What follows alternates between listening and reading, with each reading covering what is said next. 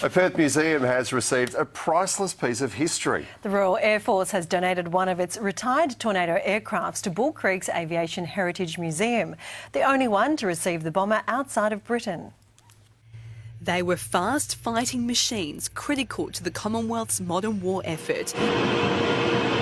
The Tornado GR4s were far superior to the Lancasters in the Second World War. The Tornado can fly above the speed of sound. It can fly higher, faster. It was really the backbone of the Royal Air Force for 30 years. The bombers were used during both Gulf Wars in Afghanistan and Iraq, and most recently against ISIS in Syria.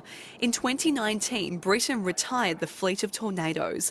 The Royal Air Force decided to gift a handful of them to museums, choosing one in suburban Perth. We were absolutely ecstatic. But it hasn't come without its challenges. The mission to bring the bomber down under, both complex and lengthy. Well, we had to apply to the US government for approval to move it from Britain to here because of pieces of the aircraft were manufactured in the US. The aircraft was dismantled in the UK last year. The parts were shipped in January before arriving in Fremantle in March, where it had to pass strict quarantine. The Tornado then took her final journey to Bull Creek in May. A special team of technicians has travelled from the UK to reassemble the aircraft. We had to use a crane on the first couple of days. So it looked like the aircraft went together really quickly. The fin went on, the tailruns went on, then the wings went on, and then everything slows down a little bit there where we try and make the aircraft look as complete as possible.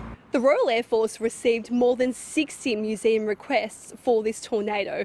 Bull Creek was the lucky recipient, making it the only place outside of Britain to house this special piece of war history. We've got a Lancaster in the collection, we've got a Spitfire in the collection. These are very, very iconic aircraft, and this is now the future of the museum moving forward with new exhibits. Giving aviation buffs more sky-high thrills. Letitia Wallace, 7 News.